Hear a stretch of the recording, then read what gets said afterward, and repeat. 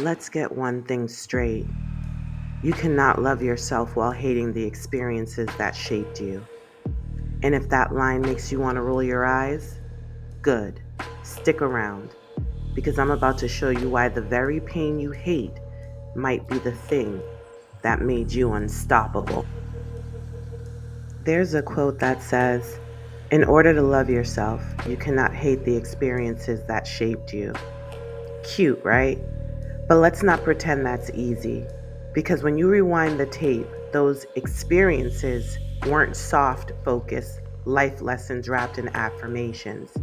No, they were the nights you cried until you couldn't breathe, the mornings you questioned your worth, and the ugly reality that sometimes the people who swore they loved you were the ones cutting you the deepest. And as if that wasn't enough, life loves to send in the extras. The boss who tried to shrink you, the coworker who lived to undermine you, the randoms who showed up in your life just to throw shade or chaos for no reason at all. You're sitting there like, what did I do besides exist? But that's the thing. You existing is what set them off. Then I stumbled on a quote that finally clicked. Some people will never like you because your spirit irritates their demons. And oh, suddenly it all made sense. It was never about me being too much or not enough. Nah, it was about them. My light walked in and their demons started sweating. Their insecurities couldn't handle the exposure. So yeah, those experiences stung. They left scars. But guess what? They also sculpted me. And if you're listening, I know you're replaying your own story right now.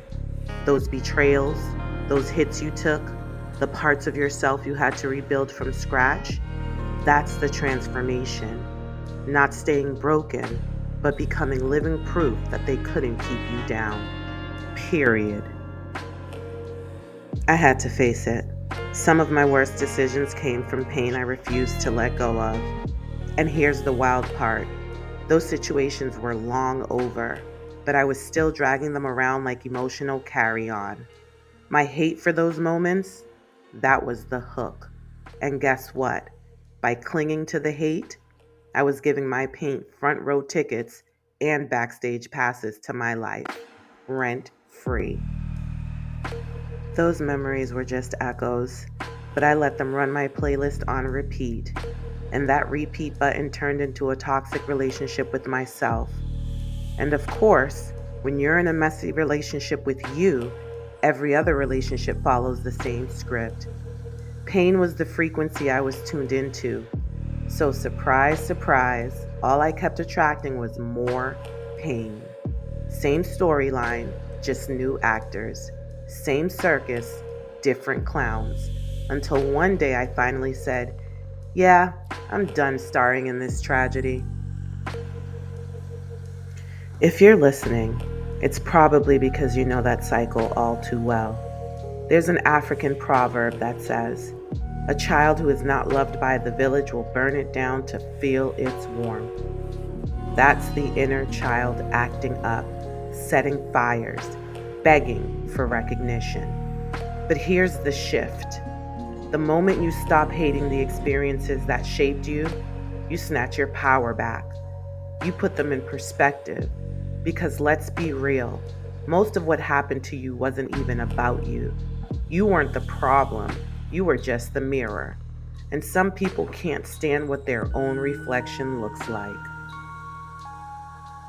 When two internal worlds collide, yours and theirs, a third one gets created. And let's be honest, the third world usually comes down to whose will is stronger. In too many of those situations, you were the weaker one. Why? Because that's the setup. Their survival depended on your weakness. They thrived on your despair, your self-doubt, your hunger for their validation.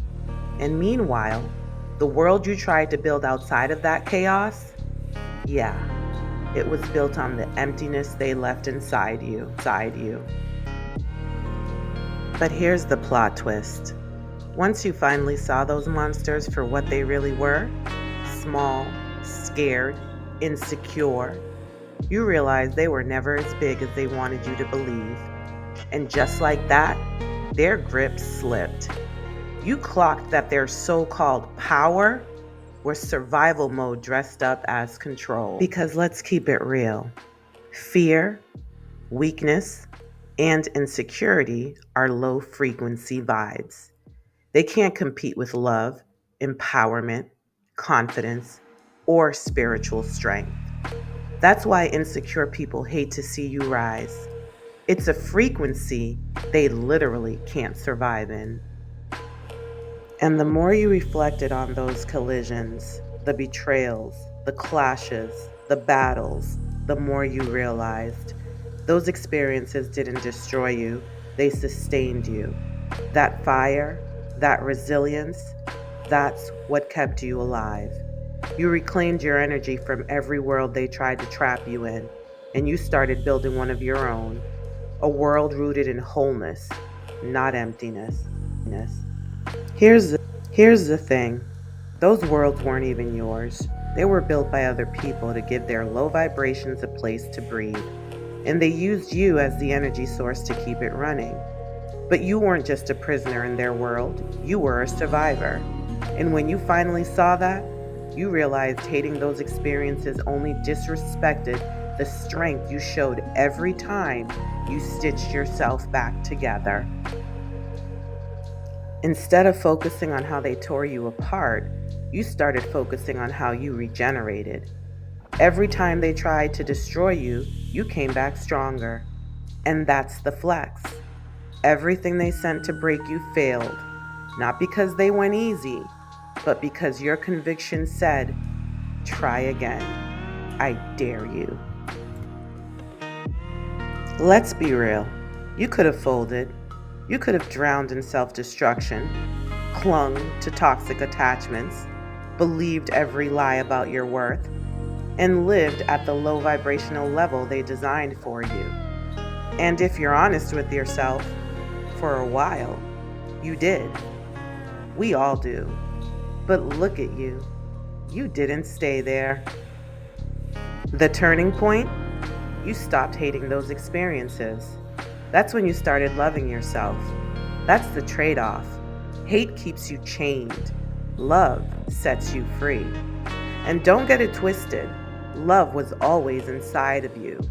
The problem was you kept directing it outward, giving it to people who didn't know what to do with it. Now, you keep it rooted in yourself, where it can't be misused. Some experiences aren't just painful.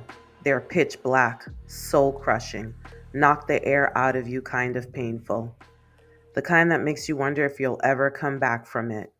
And yeah, the darker they are, the easier it is to get trapped in them forever.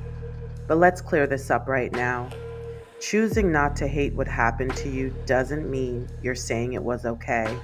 It means you're done letting it run your life like it's still happening. Because here's the truth. You survived it. Period. That's the flex. And instead of side-eyeing those chapters with bitterness, you honor the version of you that crawled through hell and still came out breathing. That version deserves a medal, not your resentment. But hate is sneaky. Hate is the fine print in the contract that keeps you chained to what broke you. The trap is simple. Stay angry, stay low vibe, stay stuck. And when you sign that deal, you risk becoming the very thing that hurt you. You start bleeding on people who didn't cut you, making the whole world pay for wounds it never caused. So you flipped it. You stopped letting the pain write your story, and you rewrote the script yourself. You called it out for what it was, a setup to keep you small. And once you named it, it lost its power. Because here's the truth. Either you define the pain, or the pain defines you. And you weren't built to play background in your own story. The moment you started defining those experiences for yourself, you realize just how powerful you really are. You woke up to the truth. Yeah, some of that mess wasn't in your control, but the part that matters, you still get to decide how it shapes you. Just because you couldn't stop it back then, doesn't mean you don't control who you are now. Period. And let's not dodge this part. Some of the chaos, you chose it.